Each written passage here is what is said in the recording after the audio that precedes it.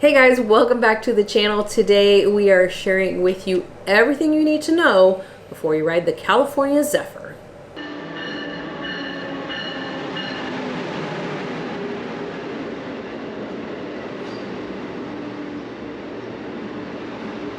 Alright, so the California Zephyr is likely the best train ride in the US. Yeah, right? It is. It is extremely popular, and with reason. We'll share with you all the details here. It has got to be on any train lover's top 10 list of train rides to take or train rides they've taken. And it is on ours. We've actually been on it several times because we enjoyed it so much and wanted to see it in a little bit different season each time. Yeah, and the number one question that we get about this train ride is which side is the best side to sit on? And the best side to sit on is the side that is facing south. So you're going to be going Chicago to Emeryville. No matter which direction you're going, south side is going to be the best side to sit on. So if you're going from Chicago to Emeryville, that's the left side. And if you're going the other way, that is going to be on the right side of the train. Now, with that comes the question of how do I get a seat on the south side? And there really is no way to guarantee that because you can't tell exactly from the numbers of your roomette or your seat because they can switch the cars around and they can turn them. They won't know until that morning. So you're not going to know till you get on the train which side you're facing. What you can do if you are in a roomette is determine if you want to be on the upper or lower level, and you will have better views from the upper level. So essentially the lower numbers are on the upper level, the higher numbers are on the lower level. If you have a single digit number, 1 through 9, that's upper level. The double digits, 12, 13, those are generally on the lower level. There are a couple of weird cars you can transition cars, yeah, and built those a little are different. Yeah, they're different, but for the most part, that is going to be the case. So. And honestly, with coach also, you can go ahead and you're not going to reserve a particular seat, but you can reserve a seat on the upper level or on the lower level. So in coach as well, you'll want to go ahead and book an upper level seat, and then you can, if where you're hopping on still has availability, you'll be able to choose which side you want to be on. While if you're in a sleeper car, you're not going to be able to choose because your room was already chosen for you, but you'll be able to choose your seat if you're in coach and pick the upper level. Yeah. Now, if you end up on a north-facing seat, all is not lost because the north section north view is very beautiful. Also, there are actually some places where it is better. And we're going to tell you exactly when you need to be on the south side in just a minute here. So, the other great views on this trip are going to be to the north, so you're not going to be totally at a loss for views. The best section of the entire trip, though, is it's about an 8-hour stretch from Denver to Grand Junction. And that's going to happen in the morning. No matter which way you're going, both directions are timed so that you'll be doing this at the same time of day almost. You're going to leave Denver in the morning, and then 8 hours later, you'll be to Grand Junction. And, they say right when you leave Denver, it gets good. It's really about 2 hours after that. Right. And a couple hours before you get to Grand Junction. So it's those middle 4 hours of that Denver to Grand Junction section that are going to be the best and where you're going to want to be seeing the south. Other great views to the north, Donner Pass. Donner Pass is amazing. They actually, most of the time you'll be alerted beforehand by the conductor, or a lot of times there will be special conductors who are on the train for this portion of the ride, and they'll give you, depending on which one you get, some of them will give you a little extra information, some of them will tell you, hey, this is coming up. So there are definitely, some things to be watching out for. They'll let you know, hey, the Donner Pass is coming up. Donner Pass was absolutely beautiful. Was not expecting that, and actually after having seen it the first time, I totally understood how that all came to pass, for lack of a better word. And then when you, kind of a surprising one is when you're heading into or heading out of the Bay Area. It is beautiful. You'll see the water, the bridges, all of that. And the best views of that are going to be to the north also. So if you're doing that, if you're on the north, not a problem. You want to just get that middle 4 hours between Denver and Grand Junction. You want to be able to get access to a south-facing view, because that's when you're going to want to see it. So if you're in a roomette and you're facing north, unfortunately, there are like places you can go in the roomette hallway. There's in the sleeper car there. Yeah, you can kind of stand there. But if that's not an option for you, you don't want to do that very long. A lot of people will just end up taking pictures, right out of the section where it connects the bedrooms to the roomettes. There's a little kind of vestibule there. Yeah, it's kind of the area where the stairs are to go down. If you come up from the stairs, you'll see that area we're talking about right there. It's kind of a little open area there before you get to the bedroom. So it's the kind of the little hallway or vestibule area that separates the bedrooms from the roomettes. That's a great place. And actually that whole hall where the bedrooms are all windows. Even if you got all the way to the end where the train car door is to go to the next car, you could stand on the end there and not block the view of those in the bedrooms as well. Yeah. Second strategy you can do is to go to the dining car during that time and take a nice long leisurely meal. Ask to be seated on the south side. They'll usually accommodate that, because most people will just walk in and pick a table, not thinking which side they're going to want to be on. But if you eat your meal during that time, ask the conductor, ask the attendant when you're going to be hitting Gore Canyon. That is the prettiest part of the entire ride, and try to be in the dining car for that. Get a south-facing seat. You're all set. If that fails, you can go to the observation car, and you can definitely see it from there. But on the Zephyr, it is going to be crowded. So depending on your time of year, in the summer, they will impose a time limit on the observation car, and they will rotate people in and out of there. You kind of have to see how that is. If you go down there right at Denver or right at Grand Junction, you might get kicked out 2 hours later. But if it's not that busy, they might let you stay there the whole day. Yeah, it just depends on how many people are trying to float in and out of there. Another kind of thing, little secret or tip for those of you in coach who did not end up on the south side, when you get to Gore Canyon, you can go down to the cafe, the snack bar area, which is downstairs in the observation car. And if you're having a snack down there, you've purchased something, you can sit down there also and enjoy the views. Now you will be on the bottom level, but at least you will be on the south side, which you will still be able to see. It's not like you won't be able to see, but it will give you yet another option. Yeah. So a lot of good options there for getting views. Just kind of make a plan of what you're going to try. Try this. Hopefully you end up on the south side. And you don't even have to worry about it. But you're not going to know that till you get on. But not everyone will end up there. No. Another thing we get is which way is better to go, east to west or west to east. And honestly, it doesn't really matter. This train, they know it's a tourist train. It is timed out both ways to hit the canyons at a good time. So that's not really going to matter. I think it's beautiful both directions. Yes, either way, you're looking at the exact same thing, and they try to get there not really around the same time, but not that far apart. A couple hours off. Yeah, within a few hours difference of when you hit that area. So either way, it's just a matter of which way is easiest for you to get to. Yeah. So staying beforehand, a lot of people ask us what's the best thing to do in Chicago. And we've stayed in Chicago many times. And we have links to these hotels on the blog. But in Chicago, the easiest place to stay near the station is Hyatt Place in the Loop.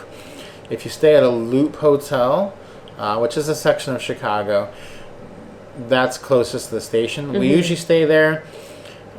We've often stayed at the La Quinta in the Loop. Now that is surprising because sometimes when you hear La Quinta, you think it's going to be, not the greatest You don't hotel. think that great. I don't know. That's just kind of the impression that we've always had. The La Quinta in Chicago, we really like. I did see the reviews on it.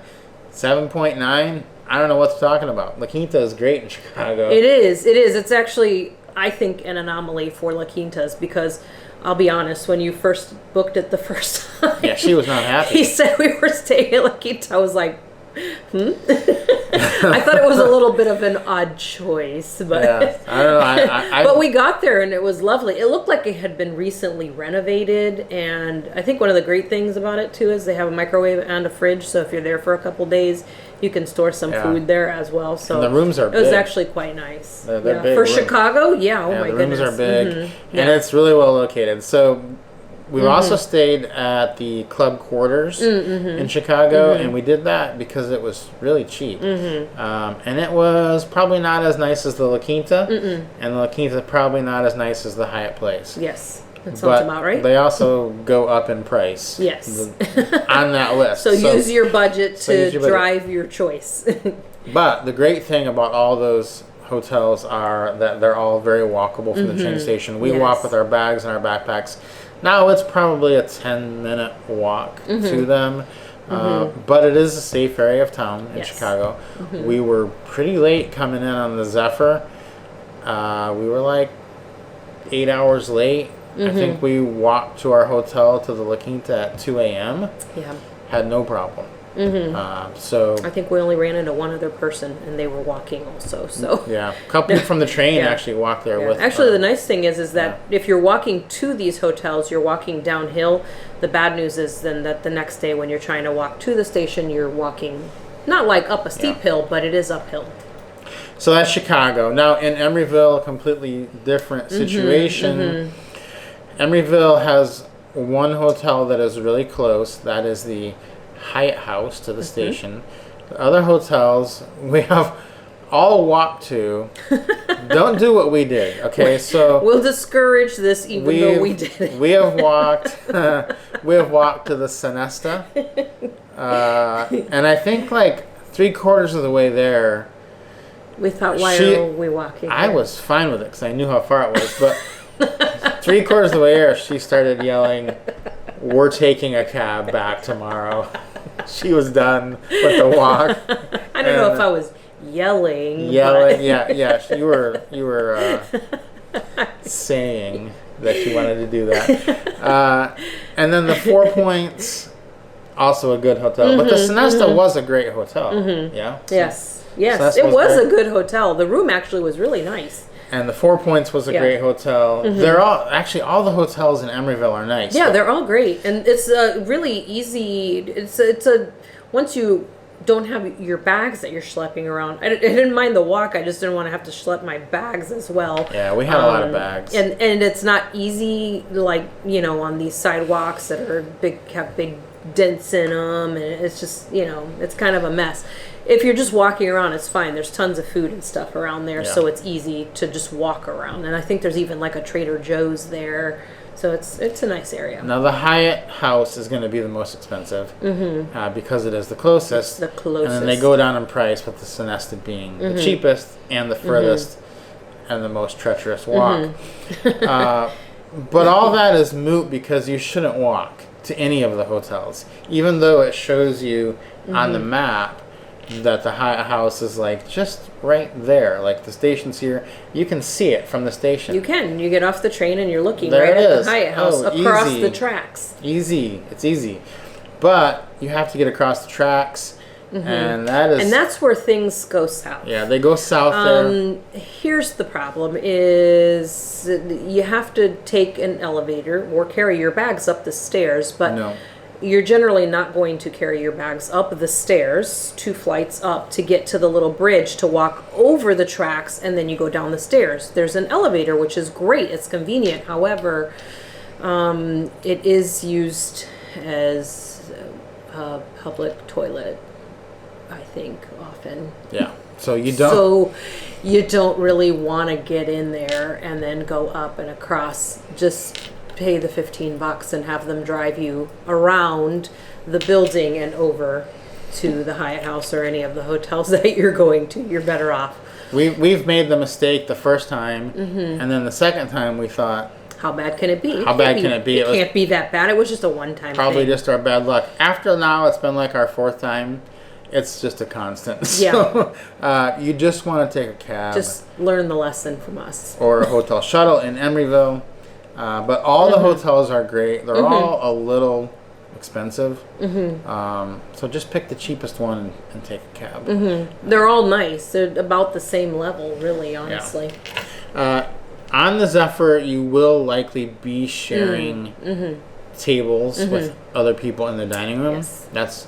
That's a pretty much a constant on that train. Not all trains are like that, but on this one, you will almost assuredly be seated with people. So if there's two of you, they'll put you on one side and put two other people on the other side. If there's one of you, they may seat you with two people. They may seat you with another single, just depending. Yes, we had several meals with singles for the most part. Yeah, sat with us on the Zephyr, and then I think maybe one or two meals. I think one of them is because we were in the canyon.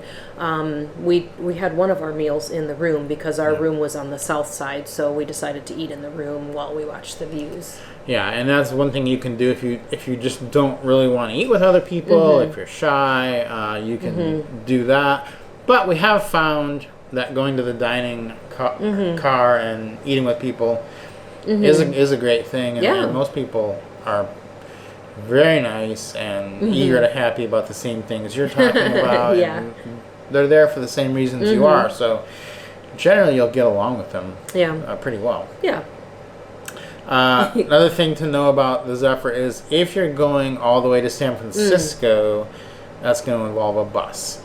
So when you get to Emeryville, they will take you off the train and put you on the thruway coach bus and drive you to San Francisco. There is no train that goes to San Francisco. It ends in Emeryville, and that's just the end of the line. So everybody off in Emeryville. Yeah, and when you get off in Emeryville, there is a covered area, a parking area where you'll see buses lined up depending on how many they need and how many people they know are going through to San Francisco. They are parked there and ready to go, and they have the luggage area open, and you put your bags in there and hop on the bus, and you're ready to go to San Francisco. This train is almost always late. Just know that going in, and just assume if it's supposed to get there, whatever time it's supposed to get there, add 4 hours to that. Then you'll feel like you're on time. And if you are late, they will feed you, so not a problem. But it is almost always late, especially so in the summer, because they do have heat restrictions and they have to go slower, so there's almost no chance that they can make it on time. And then if you throw in any freight trains or mechanical problems or whatever can happen, lots of things can happen, it's going to probably be late. So don't book a flight or a cruise or a rental car that's going to close. Don't do it. You're probably going to be late. And that's how come we have so much experience with the different hotels in Emeryville, is because we never plan to do something right when we get off the train. We always just stay the night and start our day the next day, because you just have no idea what time they're going to come in. So do not make that huge mistake of planning something right up to the time when you're arriving. Best time of year to go. What was your favorite season? Well, we actually went in, everything is beautiful, but two favorites for me. Is that allowed? Can I have two favorites? You can. Okay. So two favorites for me was seeing it in fall. So seeing all the leaves changing colors. Absolutely gorgeous.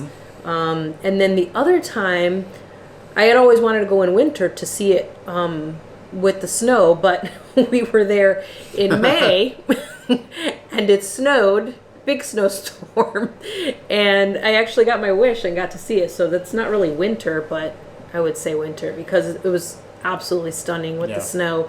So those are the two when I think it's the prettiest. It's gorgeous in summer as well because, it's green. There's really no bad time, honestly. But those are my two favorites if I have to pick one. What about you? Yeah, fall I think is the best. If you can time the leaves right, if you're there just after the leaves are off, that's not as good, but Yeah. we got pretty lucky on that, I think. We did. So best pricing for the Zephyr. Two things you need to keep in mind are the what determines the price is how far ahead you book and the season of the year that you're going. So if you book in advance and you book in low season, you'll get the best price. So that would be not the summer.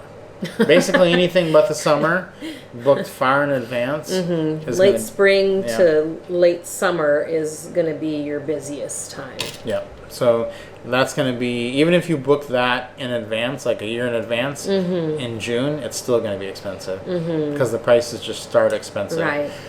If you're booking for like February, it's going to be quite a bit less. So Yeah, but still do book it as far in advance as you can, because that will still be the best price. Even if the price is higher during that high season, you're still going to get a better deal than if you wait till February to travel in June. You'll pay way more than if you buy your ticket in November to travel in June.